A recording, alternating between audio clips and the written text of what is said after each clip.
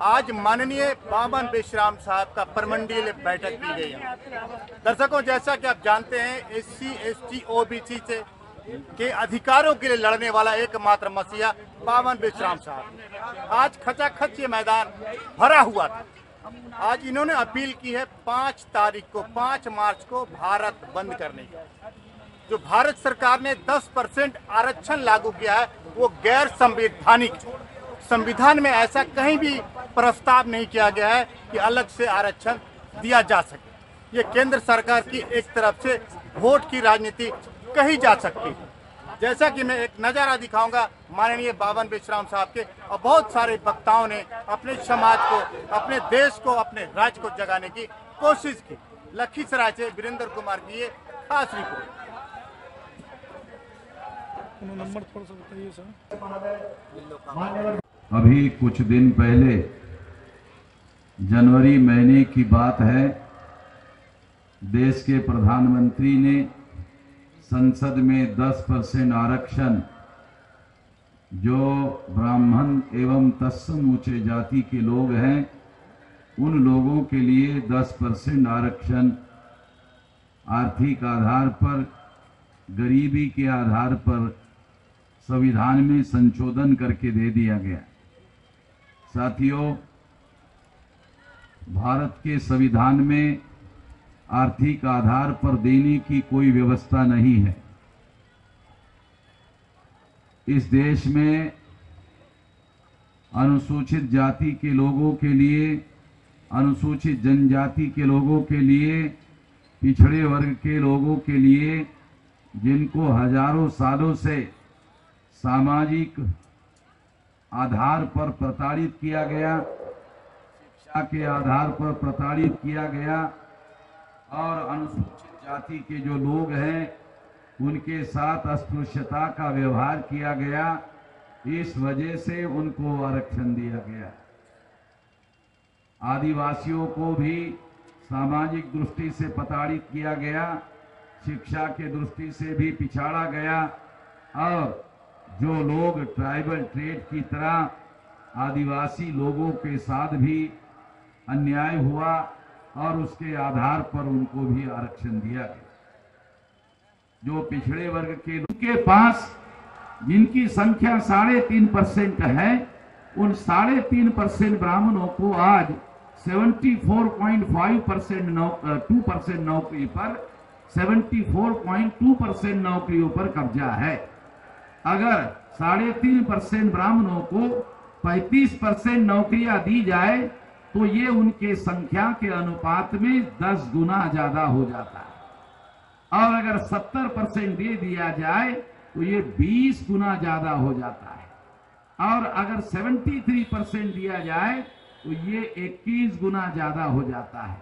तो उनके पास 74.2% है, तो ये राउंड अबाउट 22 गुना ज्यादा है।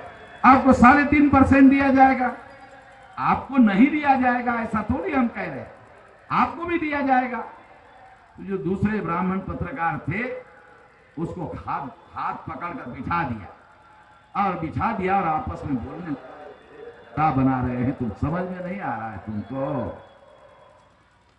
तुमको समझ में नहीं आ रहा है, तुमको गधा करना चाहिए था। अगर ऐसा करता तो सामाजिक न्याय होता। उसने 15% लोगों की नौकरियों में संख्या 79.2% है, उन्हीं 15 में से अलग 10% निकाला, 15 में से और 10% अलग निकाला। जो 15 है पैदा करके 16 नहीं कर रहे, मगर 15 में से ही 10 अलग निकाला और 10 अलग निकाल कर उसको 10 दिया। पहले 15 वालों को 79% है और 10 निकाल कर 10 दे दिया, साला 90% हो गया, और हम सब लोगों के 10% रह गया। ये सारा खेल संविधान के विरोध में है। ये संविधान के विरोध की जो साजिश है, इसके विरोध में जागरण करना बहुत ज्यादा जरूरी है। और आरएसएस के लोग सारे देश भर में प्रचार कर रहे हैं कि आर्थिक आधार पर आरक्षण सब, जैसे नरेंद्र मोदी कहता है कि मुझे SC ST OBC का कल्याण करना है, तो संविधान खोजने के लिए हम निकलते हैं, लेकिन महापुरुषों ने क्या त्याग और बलिदान दिया उसका हमें पता भी नहीं है। तो साथियों, यही मनुवादियों ने, हमारे लोगों ने, जब यहाँ ये जो मनुवादी लोग आए, ब्राह्मणवादी लोग ये देश को गुलाम बनाने के लिए आए, तब हमारे लोगों को दैत्य कहा, दानव कहा, राक्षस कहा, शूद्र कहा, अति शूद्र कहा, दलित कहा, चमार कहा, बुनकर बनाया और बाद में भंगी बनाया। तो साथियों, ये लोगों की आज विचारधारा को मजबूत करने का हम काम करते हैं कि जिन लोगों ने हमें नीच बनाया है, तो साथियों हमें ये पता नहीं है, और जिन लोगों को पता भी है तो भी ये मनुवादी व्यवस्था को मजबूत करने का काम करते हैं, उन पर मैं लांछन व्यक्त करती हूँ कि जिन्हें राष्ट्रपति बना दिया गया, राष्ट्रपति बनने के बावजूद भी उन्हें मंदिर में नहीं घुसने दिया गया और मंदिर की सीढ़ियों पर बैठकर पूजा करना पड़ा। अनुसूचित जातियों के हालात खराब है, अनुसूचित जनजाति के हालात खराब है। अगर आप देखें, आदिवासियों को उनके जल जंगल जमीन से उन्हें खदेड़ने की कोशिश की जा रही है। अनुसूचित जनजातियों के हालात खराब है।